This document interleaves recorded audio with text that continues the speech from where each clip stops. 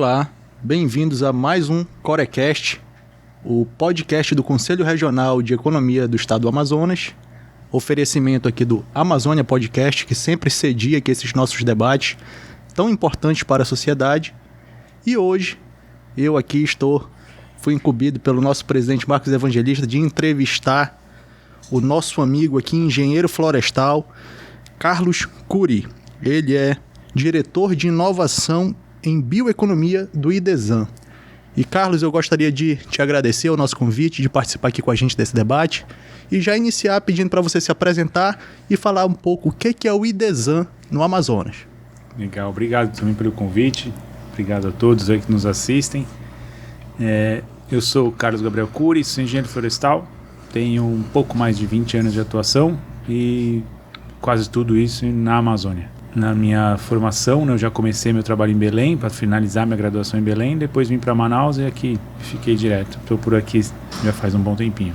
Então tudo não nasceu aqui, né, Carlos? Não nasci. Veio para cá, se apaixonou e ficou. Exatamente. Na minha formação, eu formei na Universidade de São Paulo, no campus interior. E meu desejo de trabalhar com a floresta já vinha de lá. E aí a Amazônia me atraiu.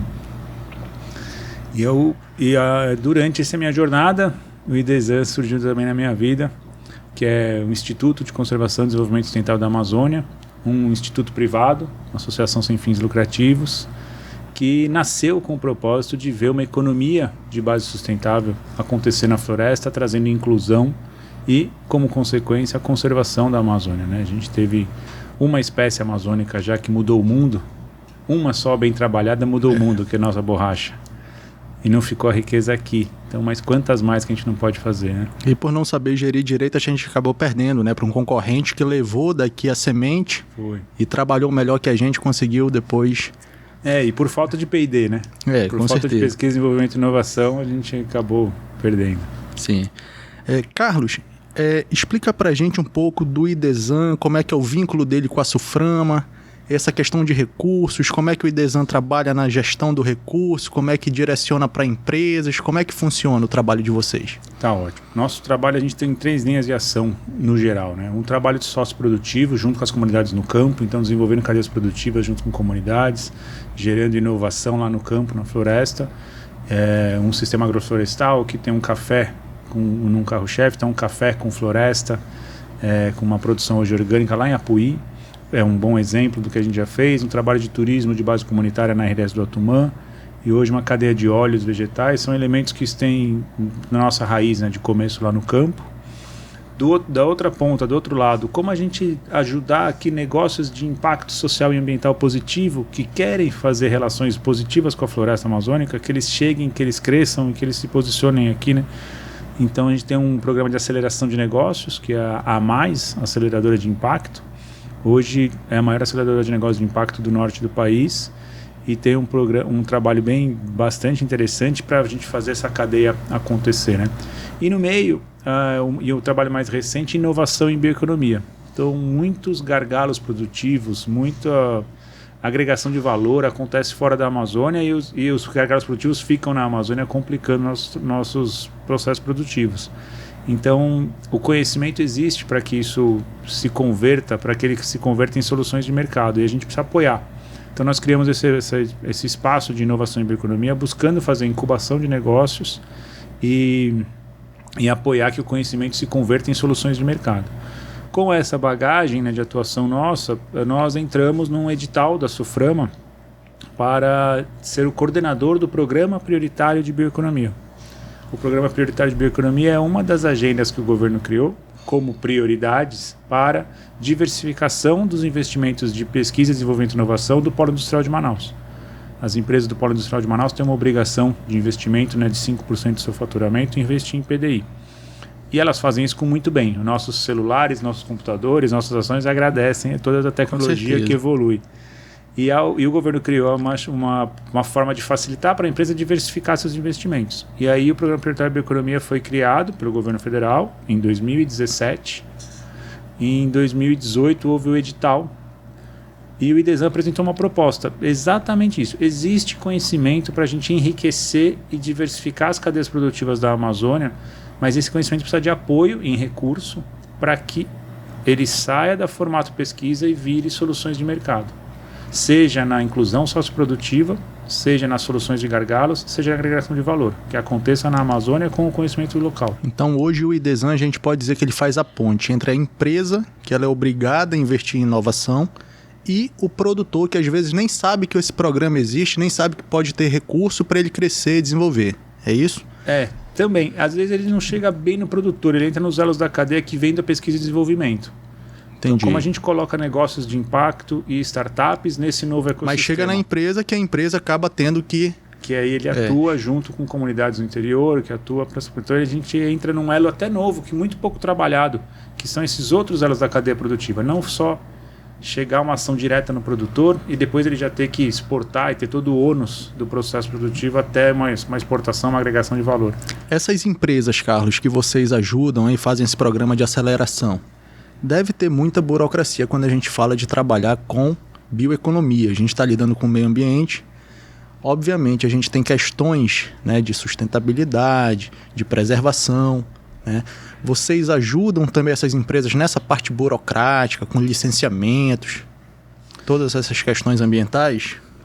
A gente ajuda bastante mas uma grande vantagem é que quando você está falando com os negócios de impacto, por quem está querendo traduzir o seu conhecimento para um novo negócio, ele já está vivendo essa realidade faz bastante tempo. Ele não chegou do nada ou não veio da cidade sem ter um conhecimento dessa realidade do interior e da realidade do licenciamento, dessa atividade. Então, ele já tem uma bagagem testada.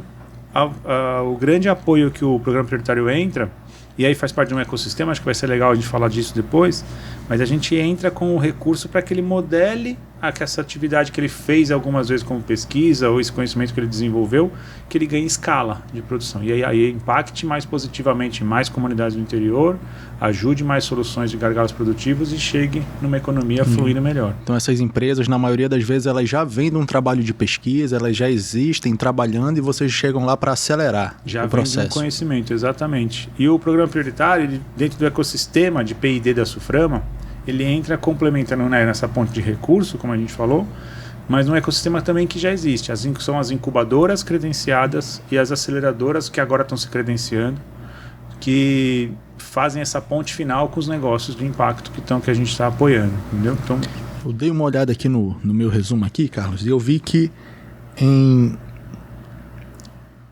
4 anos, né? 4 anos desse projeto, já foram executados aproximadamente 127 milhões. Confere? De captados com as empresas. Isso, né? captados, né? E reinvestidos nos negócios para acelerar, né? Que sim. Tu prevê um aumento disso aqui? Tem espaço para ampliar isso em larga escala? Tem espaço.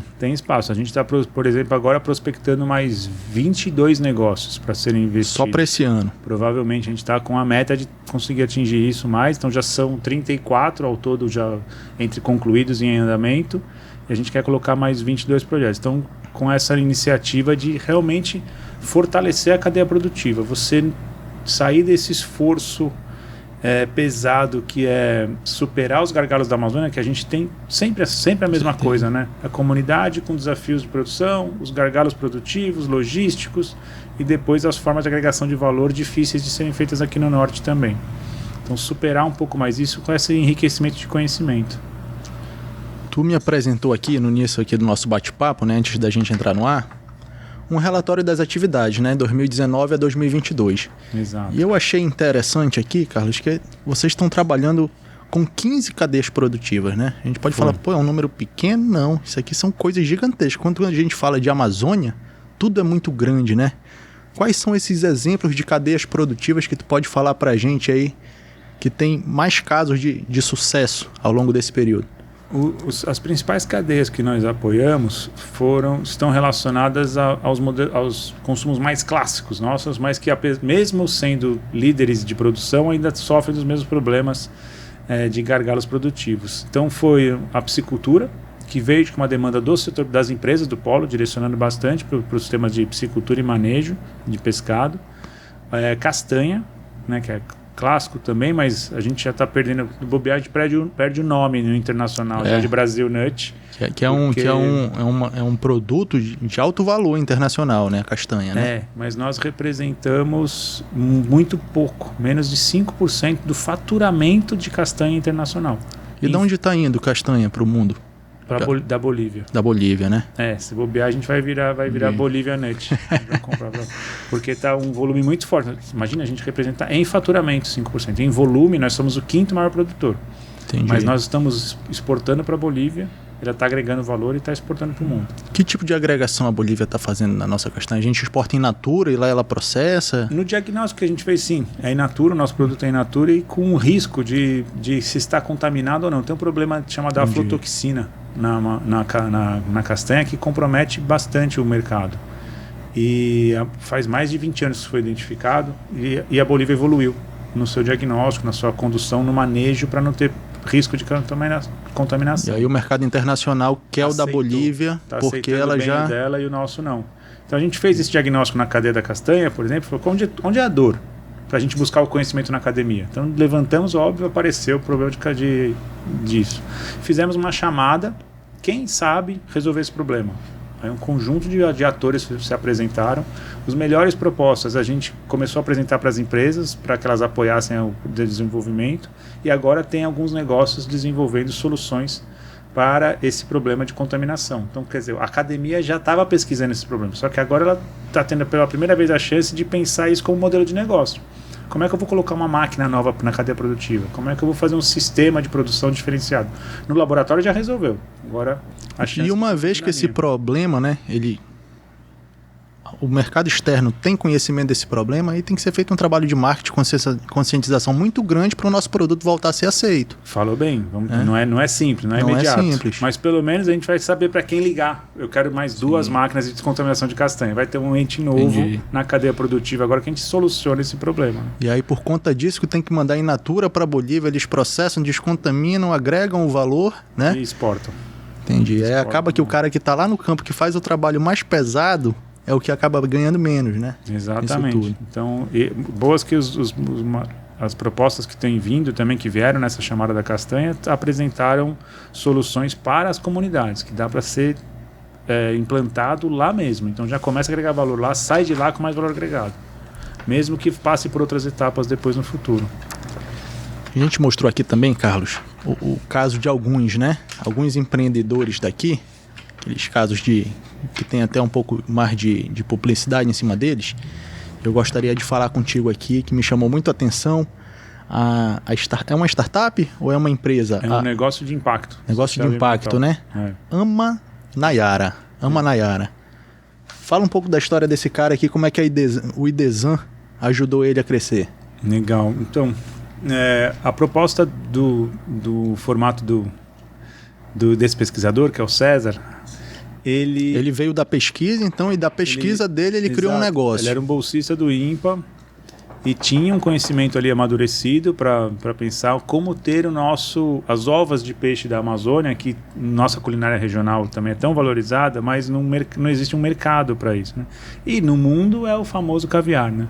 Sim. Então, como a gente ter isso poder sair? Então, ele encarou o desafio de sair da pesquisa e passou por um formato que no mundo das startups chama Venture Builder, uma formação de negócio em onde ele foi desenvolvendo todas as etapas, o plano de negócios, as relações com as comunidades, como fazer essa cadeia produtiva para abastecer, identidade visual, marca, tal, não sei o quê.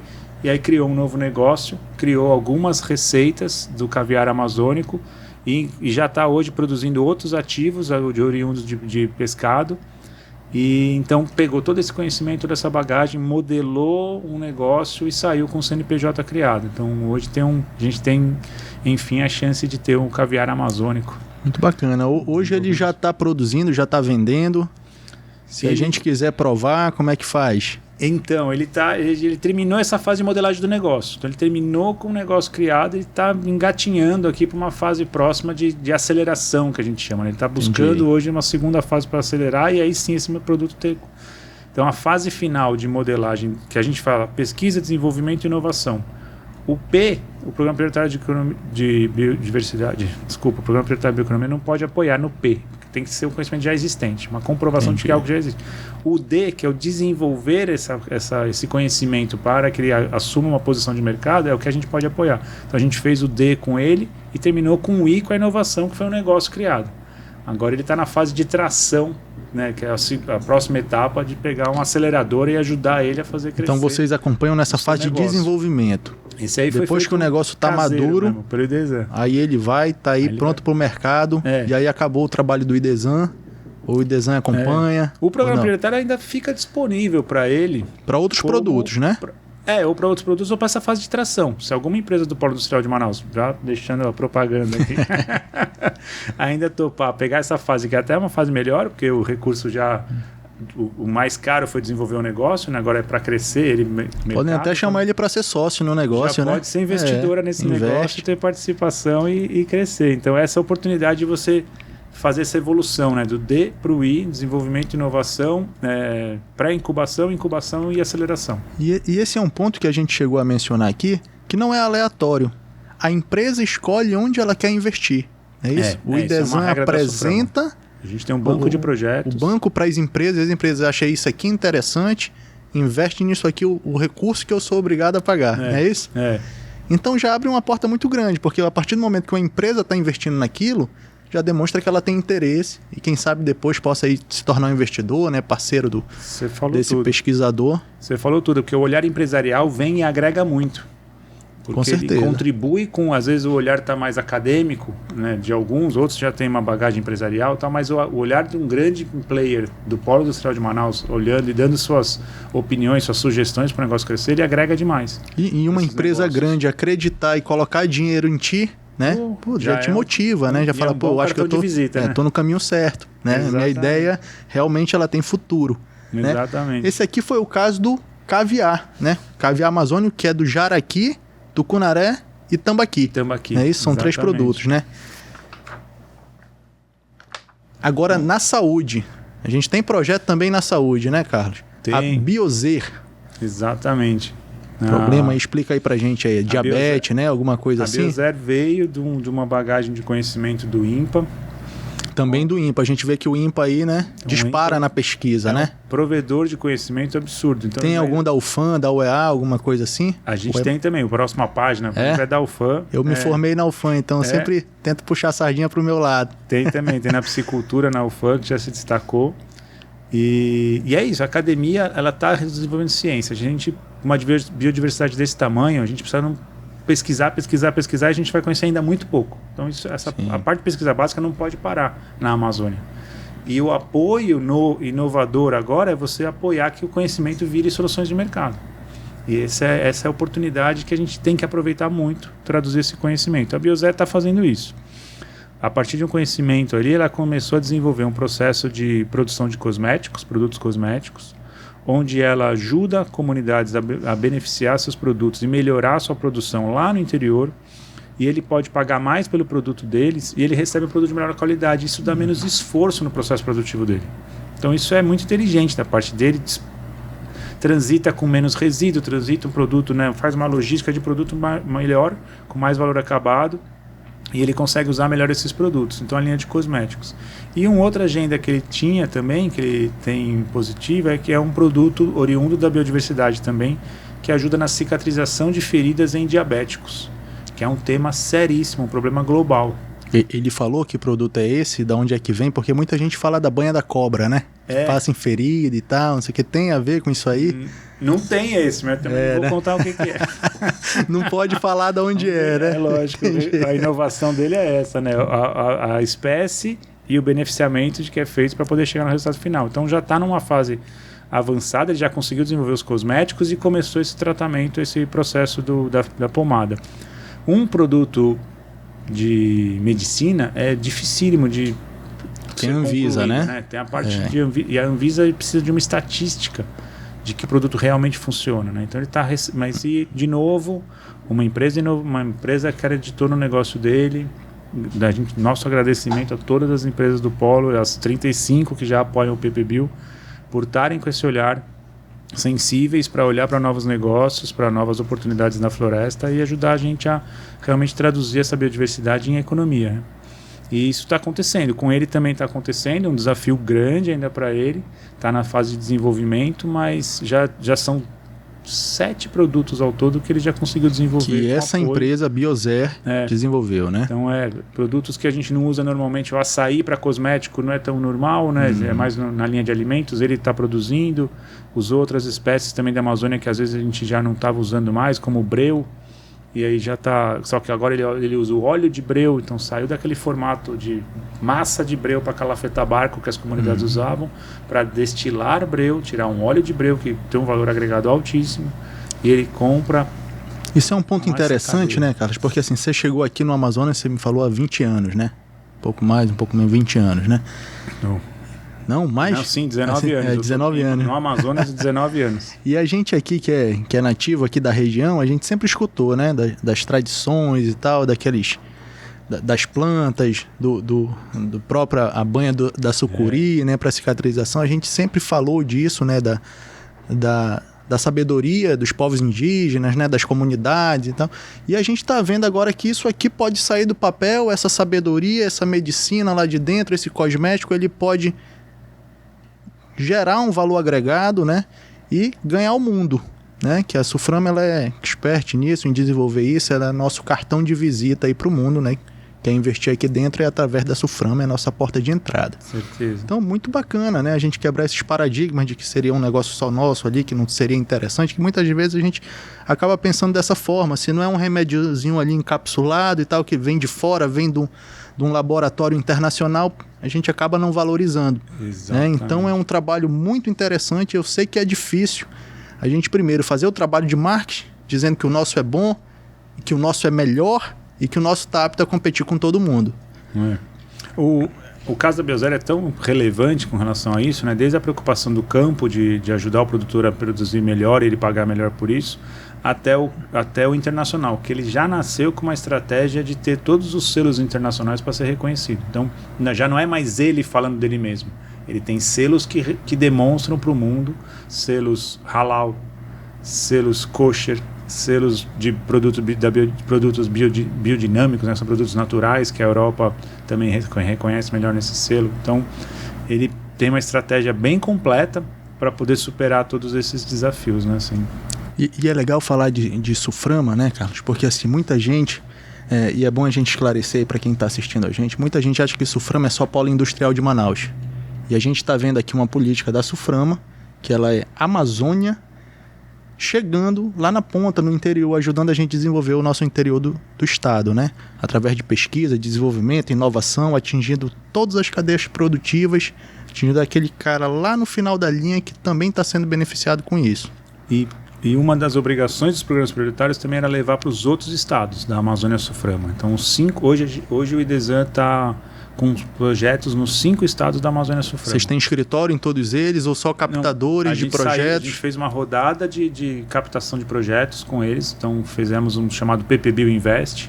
Então, agendas de apresentação com o ecossistema de P&D de cada estado, onde foi feito um processo de apresentação, seleção e identificação dos melhores projetos pelo próprio ecossistema. Então, nós convidamos os atores para montar um conselho local. Cada estado teve um grupo de trabalho que identificou as melhores propostas. Fizemos um pitch day, onde os negócios selecionados apresentavam suas propostas e o grupo identificava quem estava melhor para receber, para representar o estado, né, no seu produto. Então, nós temos hoje no Amapá, já tem 4 projetos acontecendo. Em Rondônia já tem vai ter mais 2 agora em breve. Estamos vindo semana que vem para Roraima junto com a Suframa para entregar mais 3 projetos ali. E no Acre também tem mais 2 projetos, além do interior do Amazonas. O que o IDESAN hoje precisa para expandir? Eu acho que não, mais do que o IDESAN, os negócios hoje, a gente está fazendo uma coisa que é muito pioneira. Então, um cara que está produzindo uma máquina para descontaminar castanha, quem é o cliente dele? Normalmente, as usinas no interior do estado foram feitas por projetos e não tem uma associação, uma cooperativa que consegue comprar uma máquina para fazer uma usina. Então, são projetos de governo ou projetos de instituições do terceiro setor, como o IDESAN ou outros que fizeram no interior algumas iniciativas dessas. Então, a gente tem falado bastante para que a política pública, olhando para essas formas diferenciadas agora, de a gente não ver só comunidades e exportação, mas ver vários elos da cadeia disponíveis, a gente precisa ajudar esses negócios a ficarem vivos na cadeia produtiva, para que eles fiquem. Teoricamente, né, a gente está ajudando vários elos da cadeia, que é para ficar mais fácil a vida deles. Mas eles precisam ainda de capital de giro, eles precisam de ajuda nessa comercialização que você falou, nessa visibilidade, nesse esporte. Então, continuar um programa de fomento para novos negócios e facilitar o pós-incentivo é muito importante que a gente tenha governamental, que é o mais por obrigação, né, de governo para pequenos negócios. A gente precisa que o governo abrace essa causa mesmo e continue ofertando opções para que os pequenos negócios consigam crescer. A entrada hoje com o governo é boa, vocês conseguem, as empresas têm essa facilidade. A gente tem uma agência de fomento no estado, né, que recebe recursos também, e boa parte desses recursos tem que ser direcionados para as operações que envolvem interior. Eu acredito que sim. A gente, pela SUFRAMA, já tem essa oportunidade criada, né, como o Ministério do Desenvolvimento dos Comércios criar os programas prioritários. Isso está acontecendo. A SUFRAMA tem dado muito apoio para os coordenadores de programas prioritários atuarem. Isso está acontecendo. No MIDIC e no MMA, agora a gente tem agendas de economia verde e bioeconomia agora já disponíveis e mais fortes que não tínhamos antes. Então isso é um bom sinal de que tem alguém pensando políticas para fomentar a academia, que a gente sai do conceito ambiental de Amazônia, que já temos consenso do que tem que ser feito como legislação, e passa para a parte econômica da Amazônia. É que todo negócio tem que ter viabilidade econômica, né? Não adianta ter uma pesquisa bonita, um produto muito legal, se isso não se converter em recurso, né? Em valor mesmo agregado para todo mundo, da empresa, da pesquisa, do produtor rural lá na ponta. E o território também, né? E o território também tem que gerar valor. Então, se você tem uma floresta e está planejando que a Amazônia vai continuar a Amazônia como floresta, a gente precisa dar condições para uma economia acontecer. E entender que não é fácil.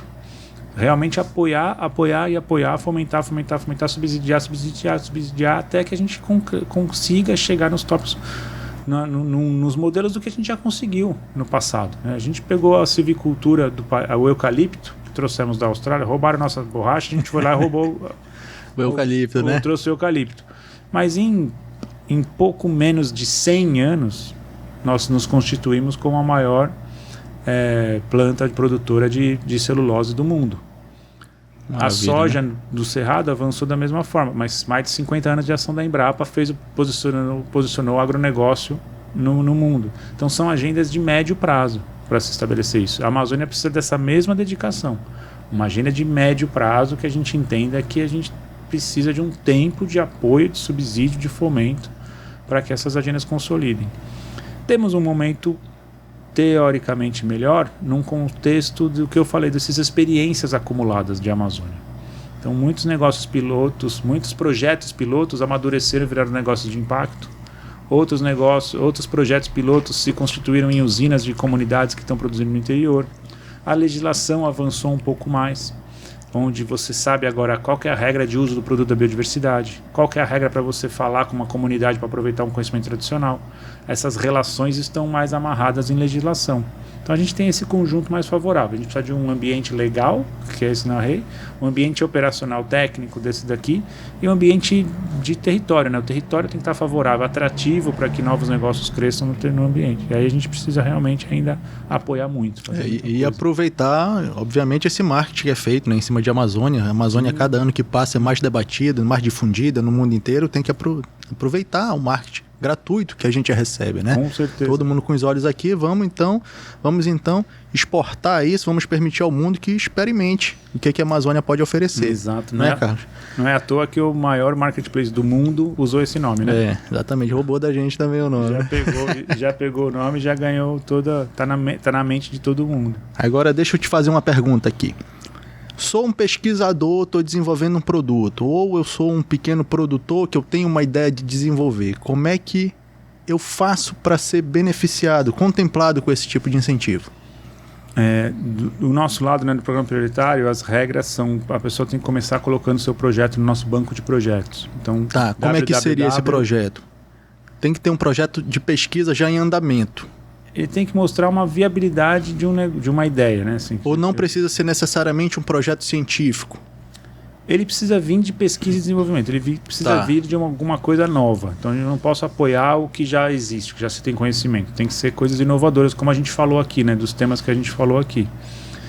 Ele tem que vir de uma inovação. Pode até começar já de um meio rural, de algum produtor, de alguma coisa. Mas ele necessariamente tem que ter uma pesquisa acadêmica em cima daquilo.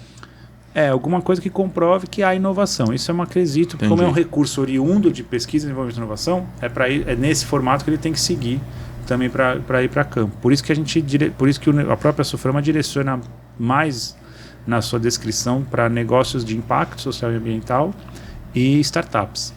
Então ele vem para isso. Aí a maioria dos negócios que estão chegando são nesse perfil. Aí eu tenho esse projeto. Entra no site www.bioeconomia.org.br. Tem um link ali para ele enviar a sua proposta. Aí a gente vai mandar, normalmente as pessoas mandam na sua versão, né? A versão um pitch, um PowerPoint, um PDF, alguma coisa que a gente tenha conhecimento, a gente agenda uma reunião, conversa com eles, vê se realmente tiver uma chance de enquadrabilidade. Esse site de gestão do IDESAN. É o site do PPBio. Esse site do programa prioritário é bioeconomia.org.br. E havendo a enquadrabilidade, a gente recomenda, a gente manda para ele o material para ele preencher, e aí ele passa a fazer parte do banco de projetos nosso. E aí nós vamos deixando disponível para as empresas olharem e apoiarem. Então, esse é o caminho.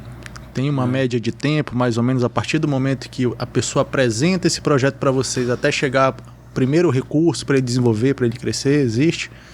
Não é simples. Tem gente que está há bastante tempo com a gente e não recebeu interesse ainda. Porque tem que partir do... Porque é um casamento de enquadrabilidade, a viabilidade econômica e o interesse do empresário. Então a gente precisa fazer essa triangulação, né, assim, para isso dar certo. Então hoje a gente tem mais de 200 projetos no nosso banco de projetos. E aprovados, né, 34, né? 34 ao todo, agora em funcionamento ou já concluídos, né? Mas mas assim, tem que arriscar, né? Com certeza. E o IDESAN é apenas uma empresa, né? Um dos programas prioritários. Um dos programas prioritários do IDESAN. Tem outras empresas fazendo a mesma coisa, né? Captando também projetos, levando para a empresa, tem outras, né? Tem um movimento bom também, que é o caminho também desses novos negócios, podem ser pelas incubadoras, que as incubadoras mandam para a gente os projetos delas.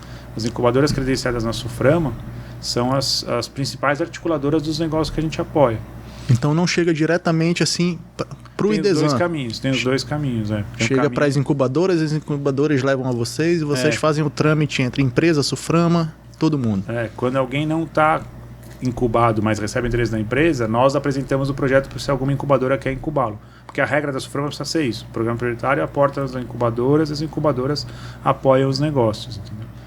Até para capilarizar é bom isso. Se a gente tivesse pelo menos uma incubadora em cada estado credenciada, nós não temos. A gente tem quantas no Amazonas hoje? Tem 5 incubadoras credenciadas na SUFRAMA. No Amazonas são só 5 e todas em Manaus. Né? Todas em Manaus. Então isso é um desafio também para a gente poder manter, já que é um dinheiro que vem de oriundo de um incentivo fiscal, que ele tem um compromisso, né, com o território, ele precisa ter uma agenda também mais bem demarcada, não pode ser um dinheiro tão livre, né? E a obrigação dessas pessoas que recebem recurso? Qual é a obrigação dela com a SUFRAMA? Questão de prestação de contas e tal, como é que funciona isso? É um grande compromisso. De novo, como esse recurso ele vem de um oriundo de uma política pública, né? Apesar de ser um dinheiro privado, mas vem regrado pela política pública, ele precisa fazer um protocolo igual as grandes empresas fazem de prestação de contas da execução financeira de um projeto de P&D. Então ele executa, desenvolve, ele recebe um recurso trimestral, então ele recebe uma parcela, executa, presta conta para a gente aprova, repassa a próxima, e assim vai, com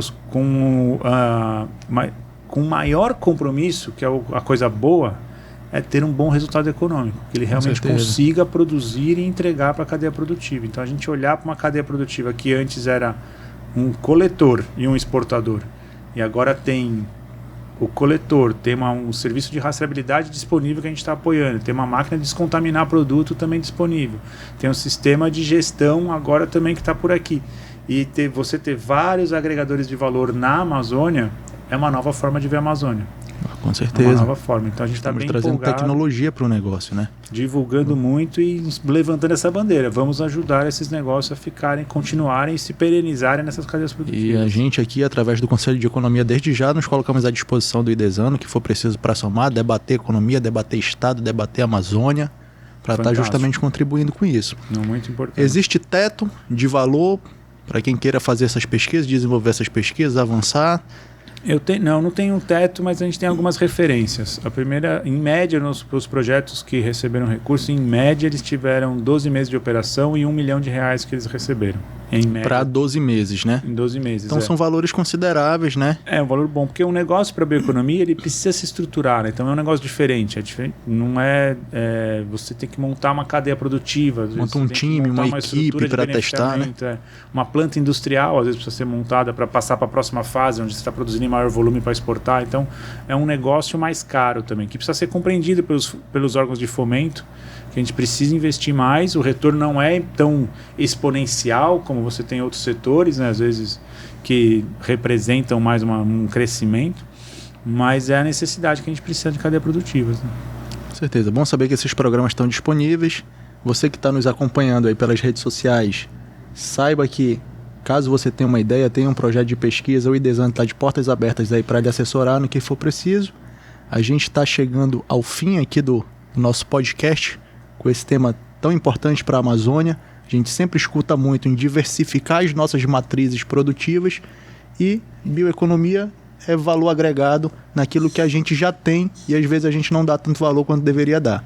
Então eu gostaria aqui que o Carlos, os agradecimentos, a sua disponibilidade, vinha explicar esse programa para a gente, esse projeto para a gente, se colocar à disposição e faça suas considerações aí para a gente. Maravilha. Primeiro, obrigado pela oportunidade, pelo espaço, pela conversa super rica também, pelo seu conhecimento, aí foi muito bom.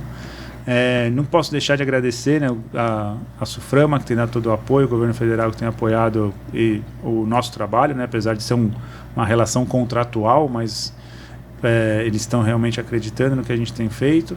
As empresas do Polo Industrial de Manaus, eu agradeço muito, que quem está fazendo os aportes, acreditando na bioeconomia, né, que não tinham obrigação nenhuma de fazer isso, e estão optando por isso, então agradeço bastante. São 35 empresas ao todo.